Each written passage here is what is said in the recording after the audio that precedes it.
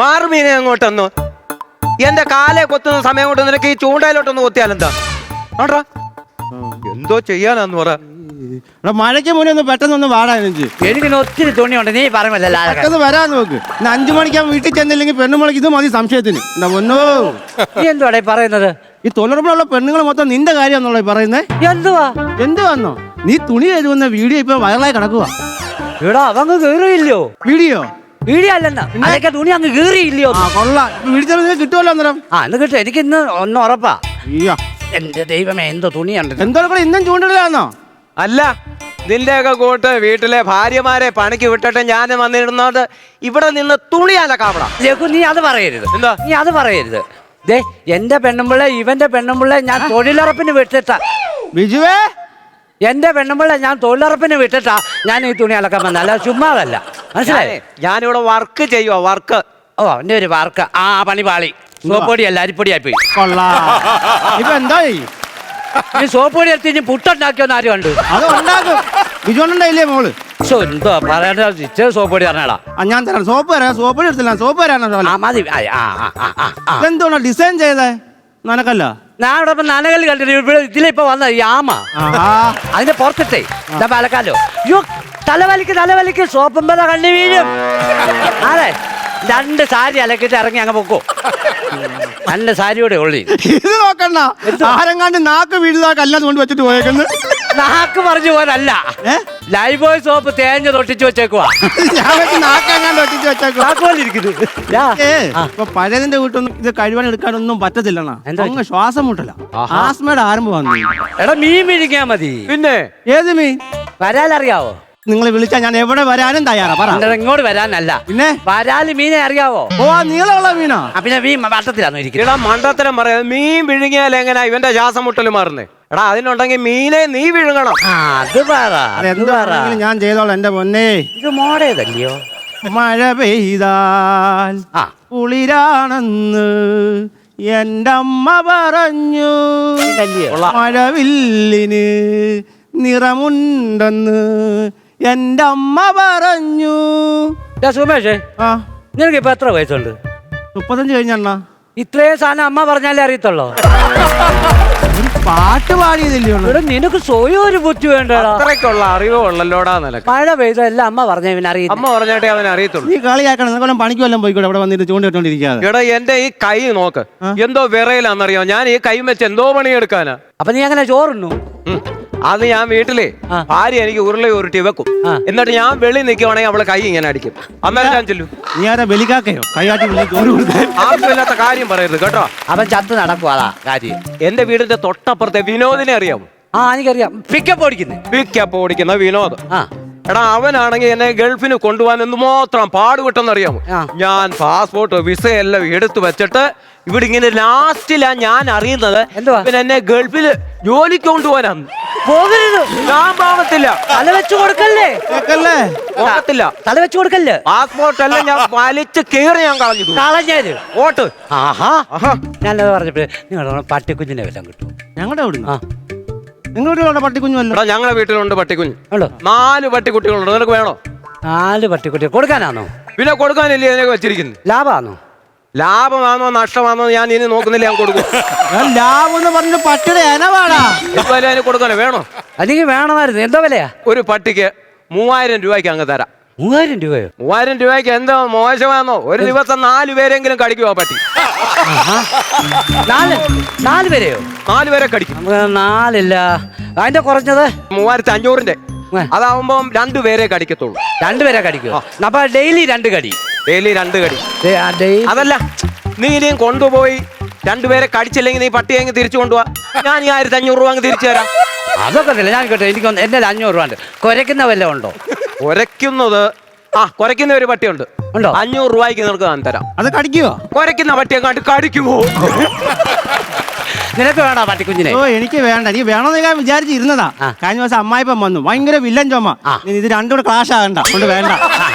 മതി, ഏതെങ്കിലും ഒരു കുര മതി. പിന്നെ എനിക്ക് കൊണ്ടുവരാം. നിനക്ക് ഞാൻ പട്ടിയെ തരാം. കൊണ്ടുവന്ന് നിങ്ങളെ തിണ്ണയ്ക്ക് കൊണ്ടുവന്ന് കെട്ടിയിട്ടാ മതി. കുരച്ചോളും കിടന്നു. ആണോ? പിന്നെ വേറൊരു കാര്യം ഞാൻ പറയണം. 3 നേരം എല്ലാം ആഹാരം കൊടുക്കണം, അല്ലെങ്കിൽ അതിന്റെ കുരയങ്ങ് നിൽക്കും. ആ അത് പട്ടിണി കിട ചത്തുല്ലേ. ഇവിടെ വേറൊരു പട്ടിയുണ്ട്, ഡാഷ്. അത് നല്ല വലിയ ഡാഷ് എന്ന് പറഞ്ഞ നല്ല ഇനമാണോ എന്തോന്ന് അറിയത്തില്ല. പട്ടി കാണിക്കുന്ന പരിപാടി കണ്ടു കഴിഞ്ഞാൽ നമുക്ക് ചില നേരത്തൊക്കെ ദേഷ്യം വരും. ഇതിന്റെയൊക്കെ അടുത്ത് എനിക്ക് പറയാൻ പറ്റത്തില്ല, അതുകൊണ്ട് അതിനിട്ടിരിക്കുന്ന പേരാ ഡാഷ്.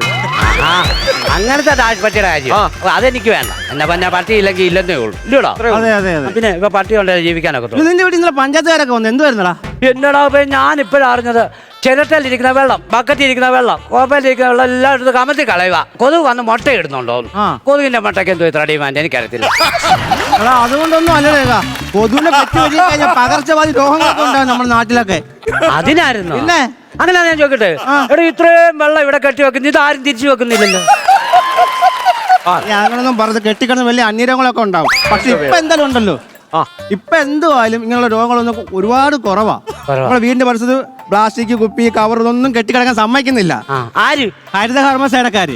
അവരുണ്ടായിട്ട് പകർച്ചവാദി കുറവാ. അത് കൊള്ളാം, അത് നല്ലൊരു പരിപാടിയാ. ഇതിനോട് കാര്യം ചോദിക്കട്ടെ, ഈ വഴി എങ്ങോട്ട് പോകുന്ന വഴിയാടാ? ഇതുവഴി അങ്ങോട്ട് കിടക്കുന്ന വഴി? എന്റെ രഘു രാവിലെ വന്നാലും ആ വഴി അവിടെ തന്നെ കാണും, എങ്ങും പോകുന്ന വഴിയല്ല. നീ വഴി തെറ്റി പോകാതിരുന്ന എനിക്ക് ഈ ജോലിയൊന്നും ചെയ്യേണ്ട കാര്യമില്ല. ഞാൻ 2 വർഷം വെളിയിലല്ലായിരുന്നോ? ഗൾഫിലാ? ഗൾഫിലല്ലെന്ന് 2 വർഷം പണിക്ക് പോകുന്നില്ല, അകത്ത് കയറ്റിയില്ല, വെളിയിലായിരുന്നു. ആ കൊള്ളാം, ജോലിക്ക് പോണം. അതങ്ങനെ ഉത്തരവാദിത്തം ഉണ്ടോ? ഇവിടെ വീട്ടിലെ ഗ്രഹനാഥേ ഇയാളല്ല, അതറിയാവാ? ഇയാളല്ല ഗ്രഹനാഥൻ. അല്ല, പേടിച്ച് കിടക്കുക. സുമേഷ വൃത്തിയോട് പറയരുത്, ഞാൻ പറഞ്ഞത് കേട്ടോ. ചിരിക്കരുത്, നീ എന്നെ പണി നോക്ക. നീ എന്തിനാ അതൊക്കെ ശ്രദ്ധിക്കുന്നത്? ഞാൻ കഴിയിക്കോളാം. ഞാൻ പറഞ്ഞ ആരാ? ഞാൻ അവൾ ആ ഗ്രഹനാഥൻ ആണ്. എടാ എന്റെ വീട്ടിൽ ഒരു പിച്ചക്കാരൻ വന്നു. പിച്ചക്കാരൻ വന്നപ്പോഴേ ഞാൻ അങ്ങോട്ട് കയറി അങ്ങോട്ട് ചെല്ലും, പിച്ചക്കാരൻ ഇങ്ങോട്ട് വരുവാ കേട്ടോ സുമേഷേ. അപ്പൊ ഞാൻ ചോദിച്ചാ എന്തോ വല്ലതും കിട്ടിയോ? ചേച്ചി പറഞ്ഞു ഒന്നുമില്ലെന്ന്. ഞാൻ പറഞ്ഞു ഞാൻ ആ വീട്ടിലെ ഗ്രഹനാഥൻ, നീ കയറി വരാൻ പറഞ്ഞു. അവനെ വിളിച്ചോണ്ട് പോയി, അവളെ വിളിച്ചിറക്കി. ഇവന്റെ മുമ്പിൽ വെച്ച് ഞാൻ അവളോട് പറഞ്ഞു, ഈ വീട്ടിലെ കാര്യം നടത്തുന്നത് ഞാനാ, നീയല്ല. അതുകൊണ്ട് ഞാൻ നിന്നോട് പറയുന്നു, ഇവിടെ ഒന്നുമില്ല, പൊക്കോ. ആരാ ഗ്രഹനാഥൻ? നിങ്ങള് രണ്ടും ചേരും. എടാ കഴിഞ്ഞ ദിവസമേ നീ എന്തോ ഇതുവഴിയൊക്കെ പച്ച വീട്ടിലെ പിടിച്ച് നടക്കുന്നുണ്ടോ? പച്ച വെട്ടിലിനെയോ? ആ പച്ച വെട്ടിലിനെ പിടിച്ച് കയ്യെ വെച്ച പൈസ കിട്ടൂടാ. അരകിരി ആമ എവിടെ? അല്ല ആമയോടെ ആര് പറഞ്ഞ ഐഡിയ? പച്ച വീട്ടിലിനെ പിടിച്ച് കൈ വെച്ചാ പൈസ കിട്ടുമോ? ആരോട് തരാം? അങ്ങനെ ഞാൻ പഠിച്ചോണ്ടിരുന്ന കാലം പോലെ അങ്ങനെ സംഭവം ഉണ്ട്. എടാ വെയിലത്ത് കിടന്ന് തപ്പുന്ന സമയം പോലെ എവിടെയെങ്കിലും പണിക്ക് പോയാൽ നോക്കണം. ഇവന്റെ ഒരു ഇങ്ങനെ കാര്യം പറഞ്ഞോണ്ട് നിൽക്കാതെ തുണി കഴിയിട്ട് കുളിച്ച് കയറാൻ നോക്കും. നേരത്തെ വീട്ടിൽ പോണ്ടേ? നീ എന്തുവാണോ സുമേഷ് അങ്ങനെ പറയുന്നേ? ഞാൻ രാവിലെ ഒന്നും കുളിച്ചില്ലയോ, വൈകിട്ടൊന്നും കുളിക്കാൻ, അങ്ങനെ 2 നേരം കുളിക്കാനുള്ള വരുമാനമൊന്നും എനിക്കില്ല. എന്തോ പറച്ചിലാണ്. നീ എന്നെ അങ്ങനെ കാണും.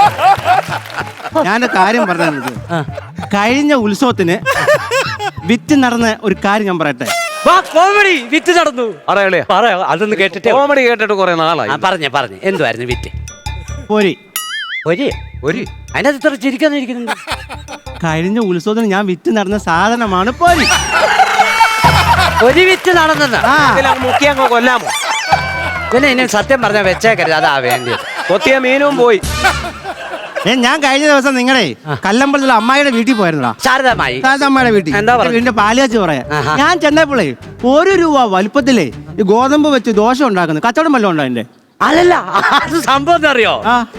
എടാ എന്റെ മാമനൊരു കാണിക്ക വഞ്ചി പണിത് വന്നപ്പോ ഇനി അകത്തായി പോയി. അയ്യോടാ, 1 രൂപ വലിപ്പത്തിൽ ഇപ്പൊ ആഹാരം കൊടുത്തോണ്ടിരിക്കുക.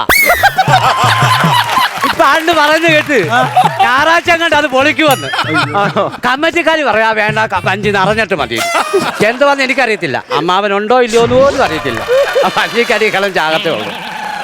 ഒത്തുമീനെ അങ്ങോട്ട് ഈ മീനെയും പിടിച്ചോടക്കം പണിക്ക് വല്ലതും പോകാൻ നോക്ക്. എടാ ഇതാ എന്റെ വർക്ക്. 2 മീനെ പിടിച്ചു കൊടുത്താൽ എനിക്ക് പൈസ കിട്ടും. 1 മണിക്ക് ഞാൻ പോകത്തില്ല. എന്റെ നീ ഇവിടുന്നേ ഞാനൊരു കാര്യം പറയട്ടെ ബിജു, നീ കേൾക്കണം. അടിക്കല്ലേടാ. നമ്മളെ വന്നിട്ട് ചൂണ്ടയിടും, പക്ഷെ ഒരു മീനെ പോലും വീട്ടിൽ കൊണ്ടുപോയി കൊടുക്കുന്നില്ല, വിൽക്കുന്നു. നിന്റെ പ്ലാൻ എന്തോടെ വന്നിട്ടുണ്ട്? എനിക്ക് അറിയാൻ വയ്യാത്തോട് ചോദിക്കും. എനിക്ക് ഇവിടുന്ന് മീനെ പിടിക്കണം, പിടിച്ച് ഞാൻ വിൽക്കും. അതാ എന്റെ പ്ലാൻ. കാരണം ഇപ്പോഴും ആ ചൂണ്ട ഉള്ളിൽ വലിഞ്ഞു നിൽക്കുക. ആ മീൻ ഇന്ന് എന്തായാലും നമ്മൾ കൊണ്ടുപോകണം. ഇവനെ ഇവൻ പൊക്കരുത്. നല്ല വലിയ മീൻ ഏതാണ്ട് അല്ല. പിന്നെ ചൂണ്ട പൊക്കരുത്. ചൂണ്ട പൊക്കരുത്. അയ്യോ, ഇത് നീ തുണി അലക്കാൻ ഇട്ടേക്ക് വരുന്ന നമ്മളെയൊക്കെ കളിയാക്കിയിട്ട് അയാൾ തുണി പുതുക്കായിട്ടേക്കുവാ. പുതുക്കാൻ വലിയ സാറ് കളിച്ചിട്ടെന്ന് വെച്ചിരുന്നാ. എടാ ഇത് കൊണ്ട് ചെല്ലില്ല, അവൾ എന്നെ വീട്ടിൽ കയറ്റത്തില്ല, അതാ പ്രശ്നം. എടാ സുരേഷ്, ഇത് എന്തുവാളും ഞങ്ങൾ നാട്ടിൽ പറഞ്ഞ് നടക്കും, നിന്നെ കളിയാക്കും, നീ നോക്കിക്കും, നാണം കെടുത്തിയിരിക്കും. എടാ ഇത് നാട്ടിൽ ചെന്ന് പറഞ്ഞ് എന്നെ നാണം കെടുത്തൊന്നും ചെയ്യല്ലേടാ. അങ്ങനെ തന്നെ ചെയ്യടാ. ഫ്ലവേഴ്സ് സ്മാർട്ട് ഷോ ശനി ഞായർ ദിവസങ്ങളിൽ രാത്രി 9:30 ഫ്ലവേഴ്സിൽ.